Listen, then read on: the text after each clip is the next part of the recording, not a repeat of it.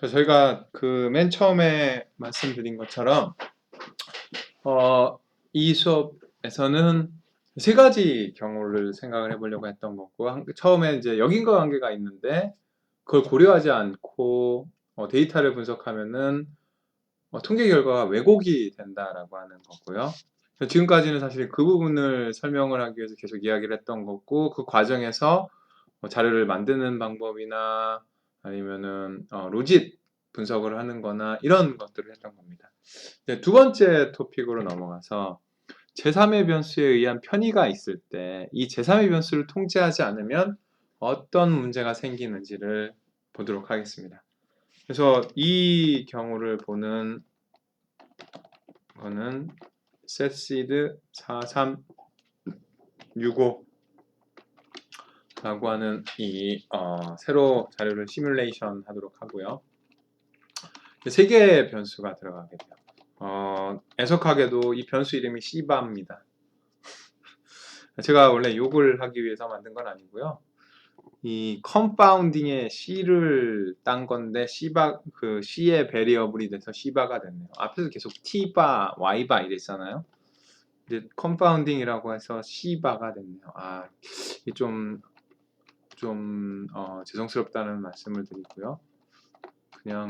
그래도 그냥 C 변수, 컴파운딩 변수, 혼동 변수를 뜻한다는 의미에서 그냥 C바를 쓰도록 하겠습니다. 오해하지는 말아주시고요.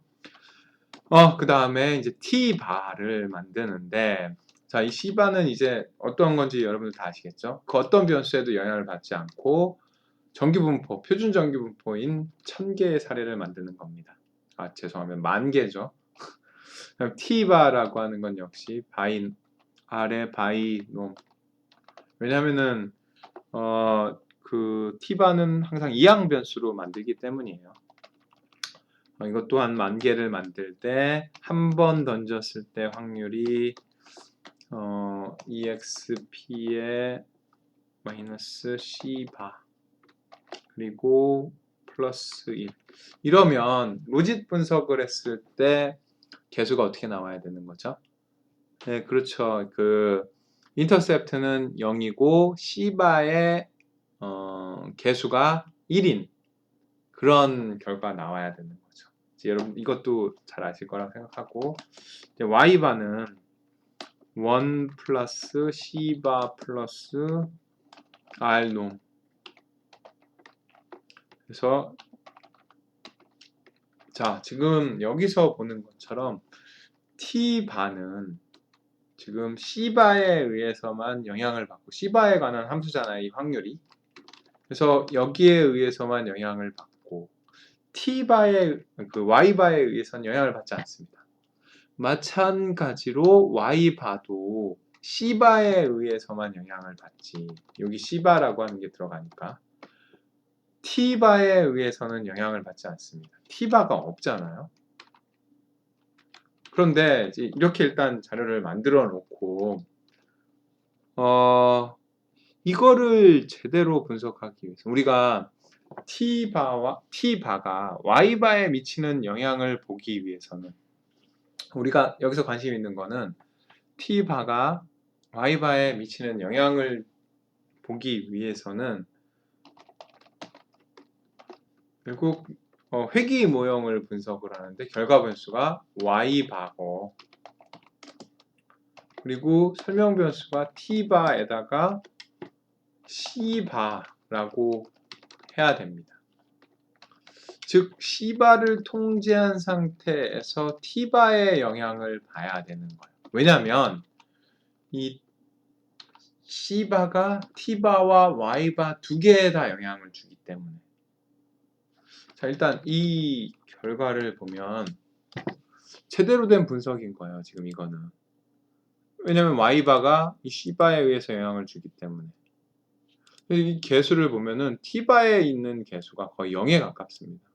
요 0에서 벗어나는 정도는 시뮬레이션에 의해서 나오는 차이라고 보시면 돼요. 왜냐면 이 표집 할 때 나오는 오차 정도라고 생각하시는 정도로 작습니다. 그리고 C바에 있는 개수가 1이에요.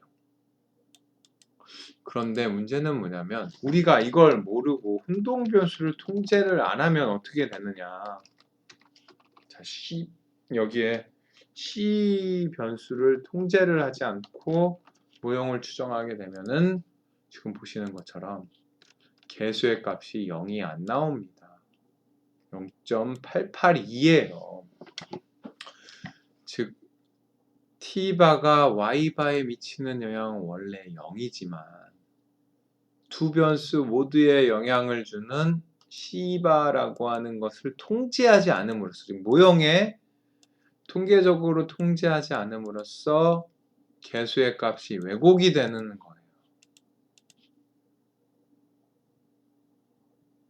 이런 것을 컨파운딩이라고 이야기를 합니다.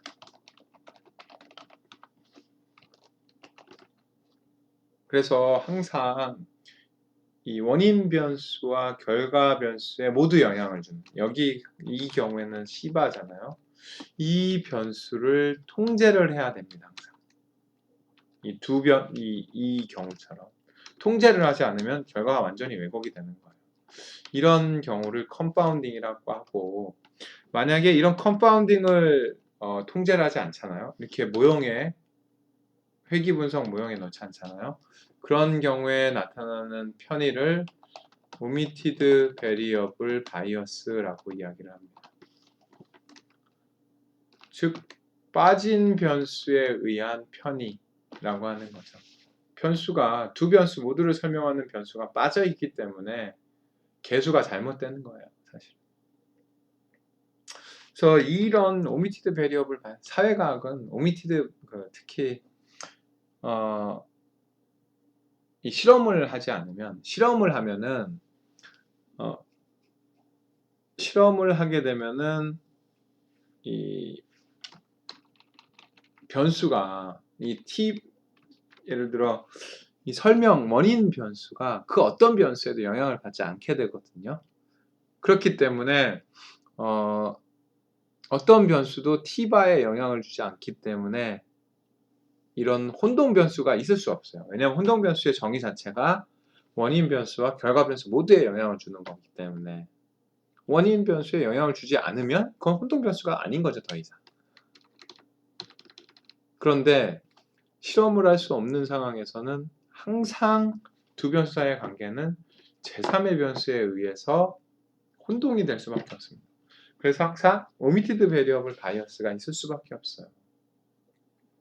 그래서 모든 사회과학은 관찰 자료를 분석을 하게 되면은, 서베이 자료를 분석을 하거나 항상 omitted variable bias가 있을 수밖에 없어요. 그럼 이제 그 변수를 얼마나 최소화할 것이냐, 그런 게 문제가 되는 거죠. 뭐 예를 들어 여러분들 이제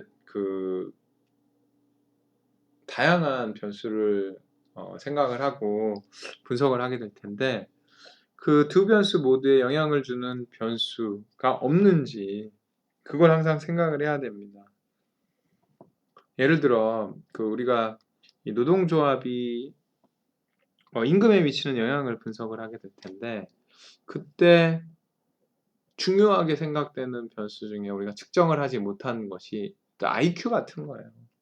IQ가 높으면은 노동조합에 가입할 가능성이 더 높을 수도 있죠. 왜냐하면 IQ가 높다는 거는 내가 나의 합리적인 계산을 잘할 수 있다라고 하는 거고, 흔히 노동조합에 가입을 하면은 더 많은 돈을 받을 수 있다라는 걸 알기 때문에 이 노동조합이 있는 회사에 가고 또 노동조합에 가입을 하려고 할 거예요. 그리고 또한 IQ가 높으면 이 다른 실력이 있기 때문에, 일을 잘하기 때문에 임금이 높다라고 하는 거죠. 그럼 두 가지 다 변수에 노동조합에도 영향을 주고 이 임금에도 영향을 주게 되는 거예요. 근데 문제는 뭐냐, 이런 IQ라고 하는 것은 우리가 측정을 하지 않는 거죠. 그러면 omitted variable bias가 있을 수밖에 없어요. 그래서 모든 관찰 자료를 사용하는 자료는, 이 분석은 다 omitted variable bias가 있을 수밖에 없고, 그걸 얼마만큼 최소화하느냐의 문제인 겁니다. 그래서 결국은 이런 omitted variable bias나 이 앞에서 봤었던 리버스 코젤러티를 없애주기 위해서 이제 다양한 통계 기법들이 나타나게 됐고요. 이 분석에서는 아마 다루지 않게 되지만 현대 통계학이라고 하는 것은 사회과학이라고 하는 것은 그렇게 문제가 있는 상황에서 그럼 어떻게 이런 인과적인 추론을 할 수 있을 것이냐. 그 인과적인 관계를 나타내는 개수를 어떻게 하면 찾을 수 있을 것이냐. 이런 쪽으로 발전이 되어 있습니다. 근데 여기까지는 항상 그런 문제가 있을 수밖에 없다라고 하는 거고, 그래서 통제하지 않은 변수 중에 그 두 변수 모두에 영향을 주는 제3의 변수가 없는지 여러분들은 항상 비판적으로 생각할 줄 알아야 됩니다. 그래야지 어떤 특정한 관계가 있다라고 주장을 하는 게 정말인지 아니면 제3의 변수에 의해서 왜곡된 것인지를 판단할 수 있는 거죠. 자, 여기까지 제3의 변수에 의한 혼동에 관한 부분을 마치도록 하겠습니다.